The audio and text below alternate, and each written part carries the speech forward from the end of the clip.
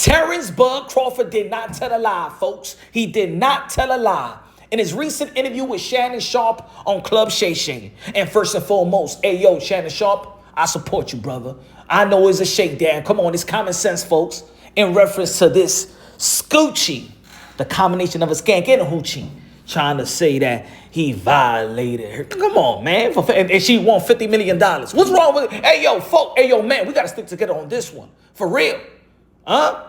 And I see a bunch of radio hosts, podcast hosts, you know what I'm saying? Trying to, not trying to justify, oh, yeah, it's because he's with a white woman. And what are you doing with a white woman? 19 years old. And it was, man, shut the hell up. Huh? Come on, man. Keep your eyes on the prize. It's bigger than that. But anyway, I'm rocking with Shannon Sharpe. It's a shakedown, and she won $50 million. We already know what it is. But anyway, Terence Bud Crawford in the interview said that they're their own downfall. In reference to black people is their own downfall, especially when it comes to the sport of boxing. He was trying to reference that other cultures like the Mexican culture support their fighters. Doesn't matter if it's a Mexican versus a Mexican. That type of event is a celebration. But when it comes to black fighters, is divided. And when it comes to the culture, is divided. And just listen to what Terence Bud Crawford had to say. They support each other. Yeah, bro. When you got two Mexicans fighting each other, the Mexican community wins. They go celebrate whoever. When you see us fight each other, it's not like that. We are our own downfall. We are our own downfall. We are our own downfall. And I absolutely agree with Terence Bud Crawford, even though he sounded like he was saying downfall instead of downfall. It must be an Omaha accent, but we all understand what he was trying to say. But anyway, it's not only in the sport of boxing where we see the divide, where we see that people like to pick a side. We also see it in hip-hop, right? It's just a culture thing. And it's unfortunate, right? Like, remember, Kendrick Lamar is going after Drake. Drake is going after Kendrick Lamar, so it's a split, right? Nas versus Jay-Z, right? Tupac versus Biggie, right? Malcolm X versus Martin Luther King. It's a culture that there is really not a unity. There's really not a celebration of all different parties that may have different type of philosophy and way of thinking, but yet, you know what I'm saying, the goal is to succeed and to also be a motivation and inspiration for the youth that's coming up and stuff like that, right? Just inspiration and motivation for the community, right? Even when we see people that are successful go back to the hood or the ghetto or the, you know what I'm saying, the inner cities and stuff like that, in their own neighborhood, that's where they get shot, stabbed, killed, right? Look at Bobby Brown. Bobby Brown had a recent interview with Club Shay, with Shannon Sharpe and Club Shay. He was saying that one of the worst mistakes that he did was going back to his community in which his car got shot up, right? We all know what happened to Nipsey Hussle, right? I think it was a Paul Pierce or Stephon Martin. I think it was a Paul Pierce that got stabbed. You know what I'm saying? Going back to his community. I think Stephon Marbury, I believe that he got robbed going back to his community. It's unfortunate. But when it comes to the sport of boxing, he was in reference to, you know, people that was liking Earl Spence did not like him, and it doesn't have to be that way. Why wouldn't both of us be celebrated? You know, leading up to the fight, you know, when you try to make an assessment out of these fighters and make your own prediction, right? Technical wise, but people go way far and try to devalue what the other guy has done. Like Terence Bud Crawford, he's a 3-division world champion at the time, right? But he ain't fight nobody, and look, he look at his resume. He ain't do nothing, and he got, you know what I'm saying? And then Earl Spence is like, he ain't do too much, and his inactivity, and blah, blah, blah, blah. Right? They're always trying to bring these guys down and devalue them. Well, Terence Bud Crawford also said the same thing about Earl the True Spence, right? He said the other day in a recent interview that Earl Spence is not a future Hall of Famer, so he did the same thing. That's what I'm saying. It's a culture thing, right? Who's the most hated guy in the sport of boxing that people always want to see their downfall or his company, you know what I'm saying, sink, right? Al Heyman, right? And Al Heyman never came out and say anything you know, disrespectful to anybody. Matter of fact, he don't do no interviews, but everybody been in the sport of boxing been waiting on his downfall. But his downfall also brings down a whole bunch of fighters that was making that was making great money. You know what I'm saying? Then they'll have a downfall, but people don't think like that.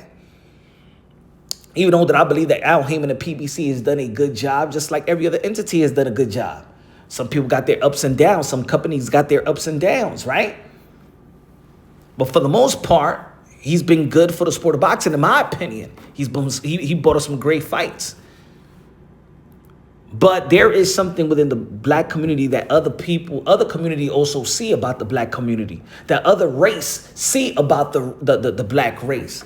And you know, everybody is, I'm just in general speaking, because there is other community that do know how to help each other, small communities that they come together and help each other out, and they want to see everybody rise and everybody succeed, right? But for the most part, you know what I'm saying? There is the reputation of not unity. There is no unity. There's no true celebration. Somebody got to get knocked down for the other person to be celebrated. Drake got to be knocked down for Kendrick Lamar to be celebrated. Biggie got to be knocked down so Pac, vice versa, got to be celebrated. You know what I'm saying? It has to be that way. And it's unfortunate. In the comedy, look at Cat Williams. He was exposing all the black comics. You know what I'm saying? Like not everybody just can't win. Now peep this. In reference to a lot of people wanting to see Al Heyman and PBC go down, you know what I'm saying? Think about it. The most asked fight in 2023 for several years was Terence Crawford versus Earl Spence, right? We wanted to see that fight. We was desperate to see that fight. We got the fight. And let's not forget that before that fight came to fruition, you know what I'm saying?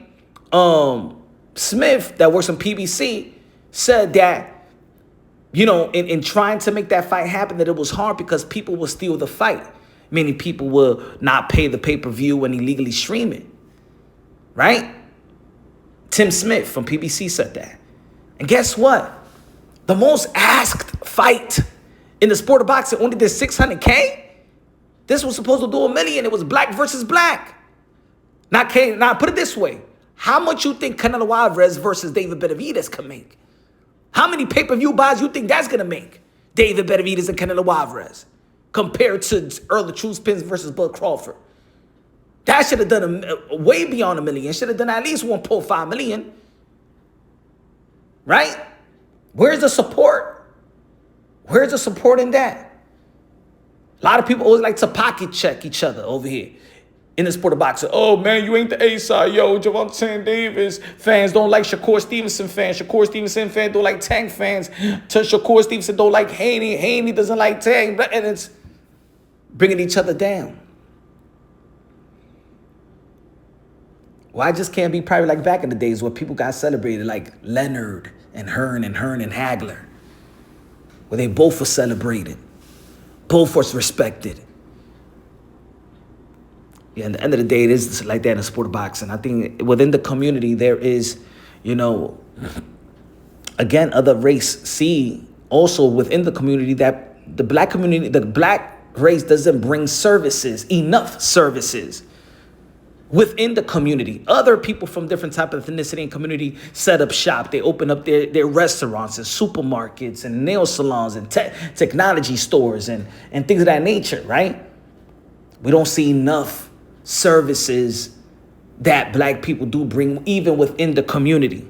Where's the stores? Where's the grocery stores? Where's the banks? Where's the jobs? What type of jobs are you providing? So the more other race see that, they don't respect as much. I'm not saying disrespect, but they don't respect as much because you're only going to respect or tolerate people or a race if they bring services. For example, oh, white people this way. Everybody want to, not everybody, but a lot of people still want to throw that self-victimhood. If they can't accomplish something, they blame it at the white man or whatever. At the end of the day, the white man provides services, right? For example, I'm just saying that for those that like to bring that race card, right? But there's people that bring services. You may not like them, but but you tolerate them because at the end of the day, they help you get a job. They help you pay some bills. Not help you pay some bills, but you get a job that pays the bills and take care of your family. And that's why black people within certain communities, because I'm not just saying, because I'm probably talking about a New York perspective, but They has to do more. You can't have people from third world country come to America and set up shop in the poverty-stricken area within the community, of course, like Black and Latino community, right? But then let's say Latinos, or let's say the Mexicans, and they set up shop, they got groceries, they know services, they provide jobs, they help one another and stuff like that. They grow, farm, agriculture, all that stuff. And then when you do have a Black person that does bring that to the table and bring some type of empowerment, they hate on it, shoot them down. There's a lot of people that don't like Tyler Perry, right? He's done a good job. It's always they shoot themselves on the foot. But if I say it, oh, you racist. Oh, you a coon. Oh, you Uncle Tom. Oh, you can't speak for this or you can't speak for that. All I'm speaking is to better the community. Better, smarten up. Unity. Black people is beautiful people. Gotta unite more. Latinos, beautiful people.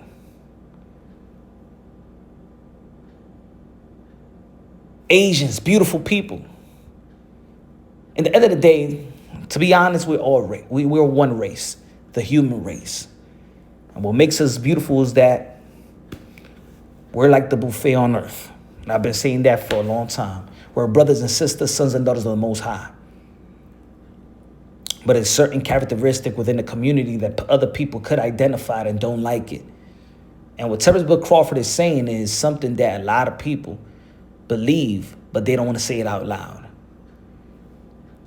The support system amongst each other is not like other cultures. And I think that needs to be fixed. And the Shannon Sharpe situation is a prime example of what I'm talking about. People just sitting back, laughing and waiting on his downfall and trying to talk about other things within that situation that doesn't matter. Support the man. Support your fellow brother. And stop desperately trying to pocket watch these boxers so you can have bragging rights and how their numbers didn't do well or things of that nature. This is the only community that be like, well, Shakur Stevenson, look, he ain't so that. Yo, look at 10 pay-per-view numbers. Look, it's 200. Oh, Devin Haney, look, he ain't sell. Look, only 51K. Nobody does that. Nobody does that. So people need to quit with that. For real. Y'all only bring each other down. We don't see the Ukraine community. Yo, Usyk, yo, Lomachenko, how much pay-per-view did they sell?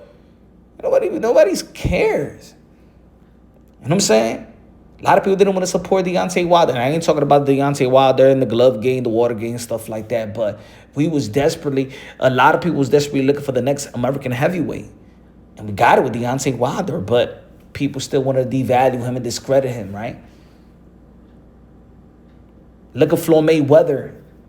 Floyd Mayweather when he was fighting the Ricky Hattons of the world, the Miguel Cottos of the world, the Canelo Alvarez of the world. And if you look at it in the arena, he was getting booed and everybody else was getting celebrated. The Manny Pacquiao's of the world. Where was the Black community that's going to overshadow the boos and things of that nature? What about when Jamel Charlo fought